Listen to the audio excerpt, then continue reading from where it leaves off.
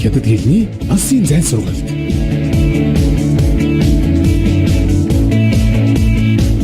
Сайн байцгаана уу үзэгчдээ. Хятад хэлний дунд шатны хичээл эхэлж байна. Шинэ хичээл үзэхээс өмнө уламжлалт ясаар өнгөрсөн хичээлийн агуулгыг тавьчихсан давтъя. Бид өнгөрсөн хичээлээр анпай, пингмин, го, шэн, арчэ гэх мэт үг хэллэгийг үтсэн. Анпай гэдэг нь зохицуулах, төлөвлөх гэсэн утгатай байсан. Холбоогийн жишээгээр иргэн санвал анпай шэнхуа амьдралаа зохицуулах, анпай зуавэ суудлаа байршуулах, жинсин анпай зохицуулалт хийх. Вай вай бин анпай чангва явлан гадаадын зочдод үзүүлж харуулах зүйлийг төлөвлөх. Харин бид өнгөрсөн хичээлээр анпай гэдгийг анжи гэсэн үгтэй харьцуулсан. 外国留学生到校以前，学校已经把他们的住处都安排好了。Гадаадын оюутныг сургуульд нэрэхээс өмнө сургууль нь тэдний амьдрах газрыг хэдийн зохицуулсан. 我们正在研究下学期的工作安排。Бид дараа удирлын ажлын төлөвлөлтийг судалж байна. 做好新来大学毕业生的安置工作。Шинээр ирэх их сургуулийн төгсөгчдийн ажлын зохицуултыг хийж болно. Бид өнгөрсөн хичээлээр пингмин хүн хатан ам хайргүй гэсэн утгатай дайвар үгийг үтсэн. Жишээ: пингмин精神ам хайргүй тэмцэх үзэл санаа. пингмин гүн паа ам хайргүй зогтох. пингмин дабан чихтэйхэн гангалах. пингмин чуан шуа улаарын ятгах. Жишээ өгүүлбэрээ харвал 我拼了这条命也要拿下100米冠军. Энэ замаар ам хайргүй гүйсээр 200 метрийн аваргыг авлаа. Бидний өмнө хичээлээр үзсэн бас нэг үг бол go хүрэлцэх гэсэн утгатай байсан. Холбоогийн жишээ харъя. Go хвала гэвэл зарцуулж хүрэх. Шижэн гола хугацаа хүрэх. Зүү гола хангалттай хүрэх. Чэн гола мөнгө хүрэх. Жишээ өгүүлбэрээр орчуулъя. 参加团体旅行的人数还不够. Өнөөдөр ажиллах хүмүүсийн тоо арайхан гүйцээг байна. Дараагийн үгээ давтъя. Шэн зүйтэй гамнах, хэмнэх гэсэн утгатай үг шүү дээ. Шэн шижэн гэвэл цагаа хэмнэх болно. Шэн фэйюн хэрэглээгээ хэмнэх. Шэн лянши хүнс тэжээлээ гамнах. Тэгвэл мөнгөө хэмнэх гэдгийг 省钱 гэж хэлдэг. 该花的地方要该花，该省的地方别浪费. Зарцуулах газраа зарцуулж, хэмнэх ёстой үедээ хэмнэ. Битгий үргэлгэн бай гэсэн өгүүлбэрийг мөн үзчихсэн. Харин өнгөрсөн хичээлээр үтсэн нэгэн холбоос үг бол 而且 түүнчлэн ба бөгөөд гэсэн утгатай үг байсан. 我们有信息，而且有力量阻止敌人的侵略. Бид итгэлтэй бөгөөд хүчтэйгээр дайсны төрөмгийллийг хориглон зогсооно. Та不仅漂亮，而且聪明. Тэр хөөрхөн бас ухаантай. Бид өмнөх хичээлээр бинчэ гэсэн үгийг мөн арчэтэй харьцуулсан. Жишээ нь та 不但会学习，而且还会玩. Тэр хичээлж чаддаг төдийгүй мөн зугаацаж чаддаг. Ялгааг нь иргэн сануулъя. Бинчэ нь харьцангуй өргөн хэрэглэгддэг бол харин арчэ нь нэр үг болон нэр үгийн шинжтэй холбоо үгийг холбодоггүй. Жишээ нь 历史已经证明并且将继续证明. Түүх гэрч төдийгүй үргэлжлийн баримт. Өнгөрсөн хичээлийн сүүлийн хэллэг бол 要不然 испугос гэсэн холбоос үг. 你给你妈妈打个电话吧，要不然她不会放心的. Чи ээжлүүгээ нэг уцаар яриач тэгэхгүй түүний санаа зовно. 你最好预习一下课文，要不然上课的时候可能会听不懂. Чи бичвэрээ бэлдсэн дээр эсвэл хичээл дээр ойлгохгүй ч магадгүй. Үзэгчдээ бид өнгөрсөн хичээлийн агуулгаа тавьж давтлаа. Харин одоо шинэ хичээлээ үзцгээе.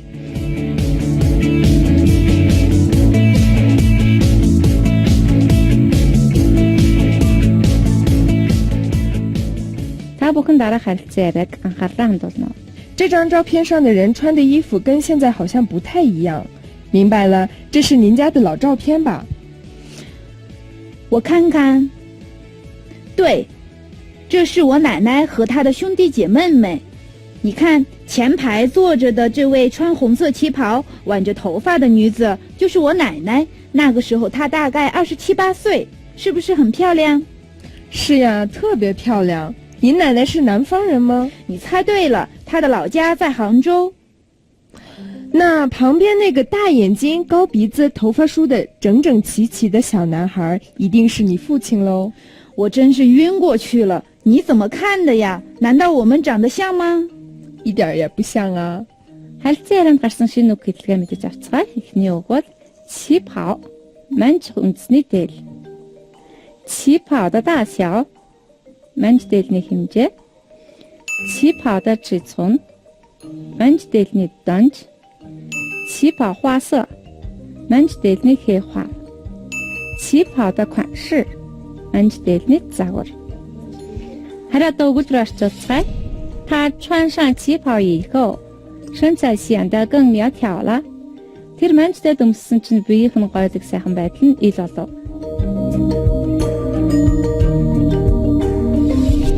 Дараагийн үг бол ван шуух гэсэн утгатай үг байна.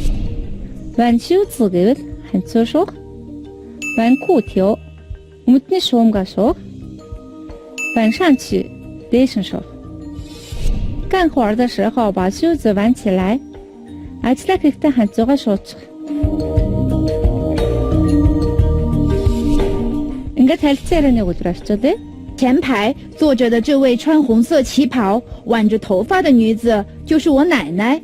Орчуулснаа тулгаарай. Өмнө нь суусан улаан манж дээлтэй үсээ шуусан эмэгтэйг хардаа гэж орчуулах нь. Бидний үзэх дараагийн дайвар үг бол дагай.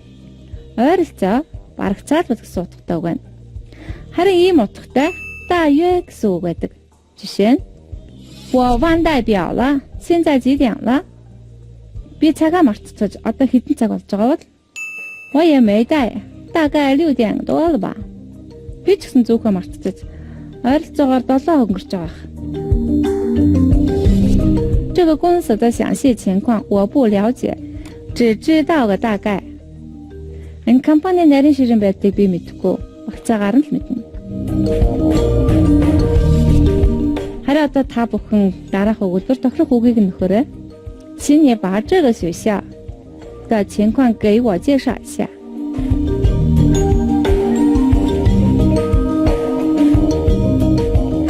Нэгснээ тааруулаарай.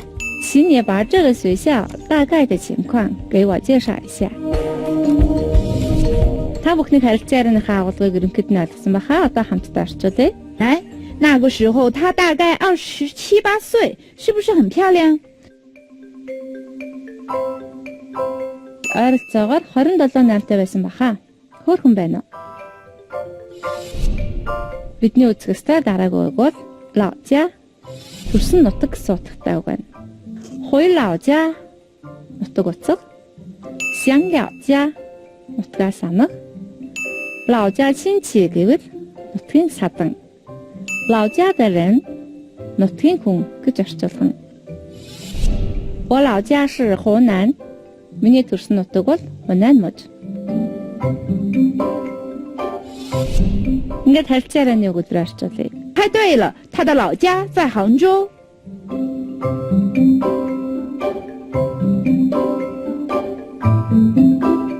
Жусна тааруулаарай. Зөв таацглаа. Түүний нутаг нь Ханчжоу гэх. Дараагийн хэллэг бол Нандаа. Бижүү ингээд ер нь гэсэн утгатай үг байна. 事到如今，难道你不明白吗? Хэрэг энэ дээр тулаад байгааг чи ойлгохгүй байна гэж үү? 详细一点，你难道不想活了? Болгоомжтой бай. Чи амьдрмааргүй байна гэж үү? Ингээд харилцаа ярианы өгүүлбэр орчуулъя. 我真是晕过去了，你怎么看的呀？难道我们长得像吗？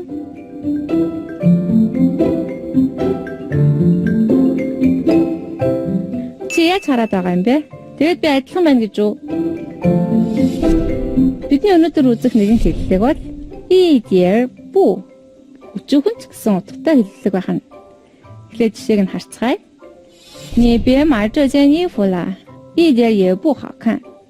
裙或最跳，但是性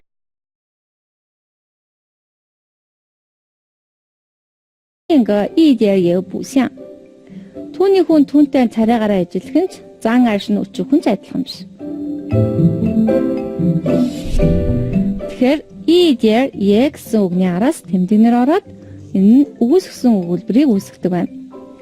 Харин одоо та бүхэн иидэр бүгд ашиглан зургийн дагуу асуултанд хариулаарай.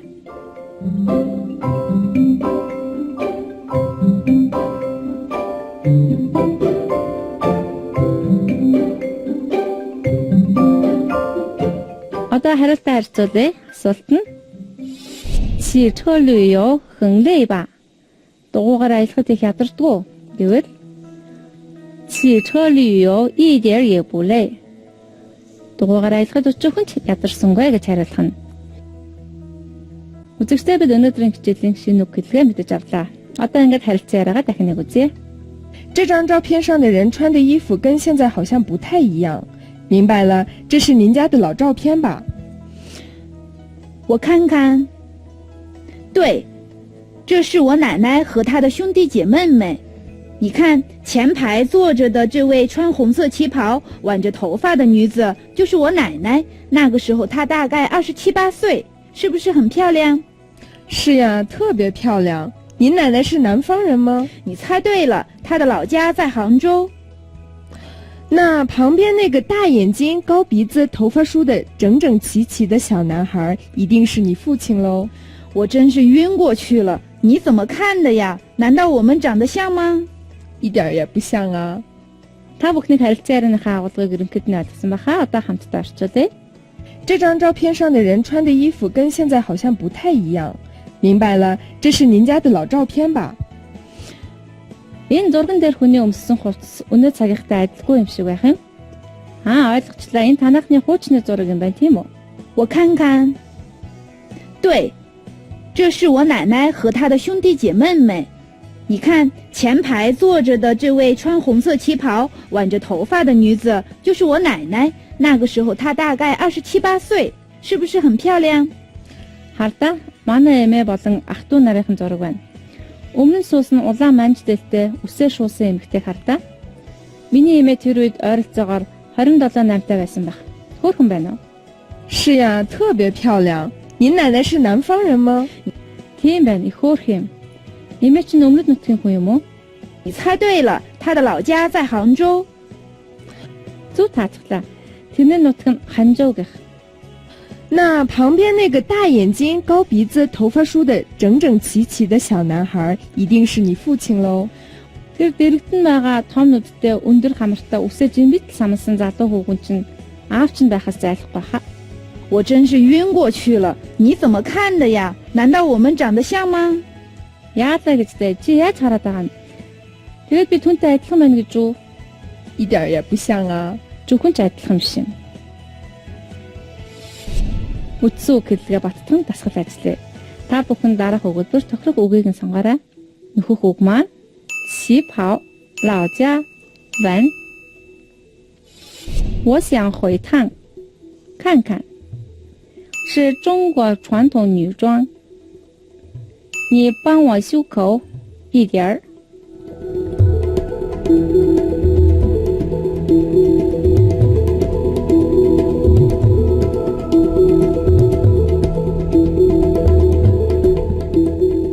Та бүхэн дасгалыг амлах хийсэн баха.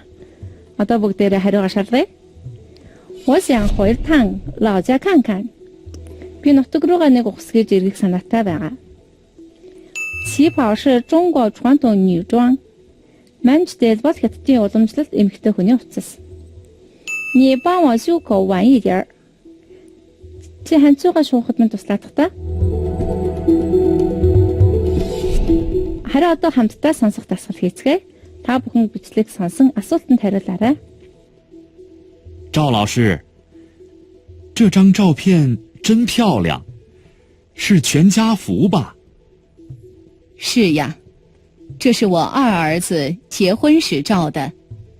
左边的是新娘和新郎，右边的是我的大儿子，旁边是他爱人。真是幸福的一家。新郎很帅，新娘长得也很漂亮。他俩的性格也很合得来，感情很好。在他们结婚的前一天，我儿子说他幸福的快要晕过去了。哈哈，新娘和新郎穿的衣服好特别，跟我们结婚时穿的一点儿也不一样呀。在我们国家，人们结婚时都是穿婚纱和西装。这是中国传统的结婚礼服，里面大有学问呢。是吗？我一点儿也不懂。赵老师的儿子结婚前的心情怎么样？赵박신 후 гэрлэхээс өмнө сэтгэл санаа нь ямар байсан бэ？在阿里的国家结婚的时候，人们穿什么？아직은 어서 돌면 오일 хүмүүс юу өмсдөг вэ？阿里知道中国传统结婚礼服里的学问吗？阿里хэдийн уламжлалт хурмын хувцсны учир зүг мэддэг үү?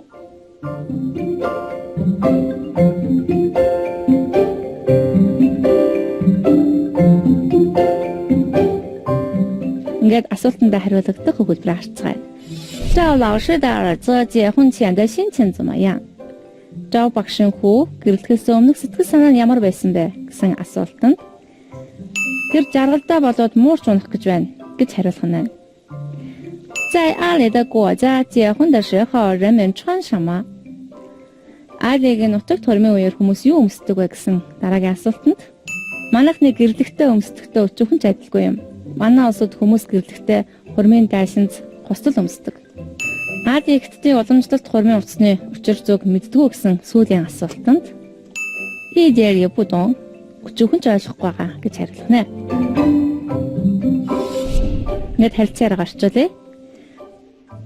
赵老师，这张照片真漂亮，是全家福吧？ 赵박사, энэ зураг их сайхан юм. Гэрээхэн ч нөө. 是呀，这是我二儿子结婚时照的。左边的是新娘和新郎，右边的是我的大儿子，旁边是他爱人。 Тийм ээ, энэ манай хоёрдугаар хүүгийн хормын үеэр авахсан. Зүүн талынх нь шин бэр хүргэн, гаруун талынх нь том хүү маань байна. Дэрэгт нь байгаа гэрийнх нь хүн. 真是幸福的一家。新郎很帅，新娘长得也很漂亮。 Энд жаргалтай гэрүүд юм аа. Шин хүргэн чинь их царайлаг юм. Бас шин бэр ч гэсэн их хөөрх юм. 他俩的性格也很合得来，感情很好。在他们结婚的前一天，我儿子说他幸福的快要晕过去了。 Тэр хоёрын зан ашиг их нийцдэг юм. Харилцаан ч сайн. Тэдний гэрлэгийн өмнөх өдөр хүү маань жаргалтай болоод муурч унах гэж байна лээ. 哈哈，新娘和新郎穿的衣服好特别，跟我们结婚时穿的一点儿也不一样呀。在我们国家，人们结婚时都是穿婚纱和西装。 Шин бэр хүргэний өмссөн хувцсныг содон юм. Манайхны гэрлэхтээ өмсдөгтөө өчүүхэн ч адилгүй. Манай улсад хүмүүс гэрлэхтээ хурмын даашинз хостол өмсдөг. 这是中国传统的结婚礼服，里面大有学问呢。 Энэ бол хятадын уламжлалт хурмын хувцас. Дотор нь их учирддаг бий. 是吗？我一点儿也不懂。 Тийм үү? Би өчүүхэн ч ойлгохгүй байна. Сая бид харилцаараа гарчлаа. Одоо унших дасгал ажиллая. 外面雨下得真大，我全身都湿透了。戴着雨怎么还湿成这样？赶紧把衣服换了。好，今天的风太大了，我干脆先洗个澡吧。也行，别再着凉了。我本来想让你吃了饭再洗。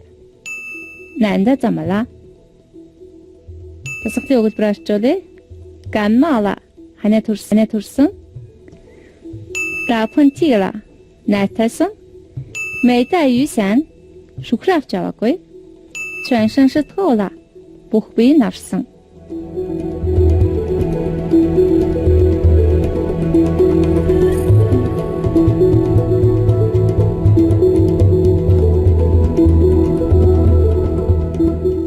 Зөв хариулт нь би буюу 全身湿透了. бүх бие нь орсон гэсэн хувилбар байна. Харилцаараа гарчуулъя. 外面雨下得真大，我全身都湿透了. Гадаа бороо үнэхээр их орж байна. Хамаг бие маань орчихлоо. 戴志宇怎么还湿成这样？赶紧把衣服换了. Шүхэл авч явсан бол яалаа гэж ингэж нарах уу? Хуцаа хурдан саль. 好，今天的风太大了，我干脆先洗个澡吧. За, өнөөдөр ч их салхитай байлаа. Би шууд усанд орлоо. 也行，别再着凉了。我本来想让你吃了饭再洗.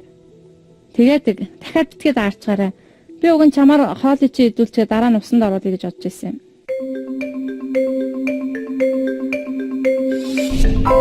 Ингээд манай өнөөдрийн хичээл үгээр өндөрлөж байна. Бид өнөөдөр 旗袍 完 大概 老家 难道гэх мэт үг хэлгийг үзлээ. Харин дараагийн хичээлээр 适应 轻松 难说 安静 方式гэх мэт үг хэлгийг үзэх болно. Дараагийн хичээл хүртэл түр баяртай үзэгчдээ. 再见.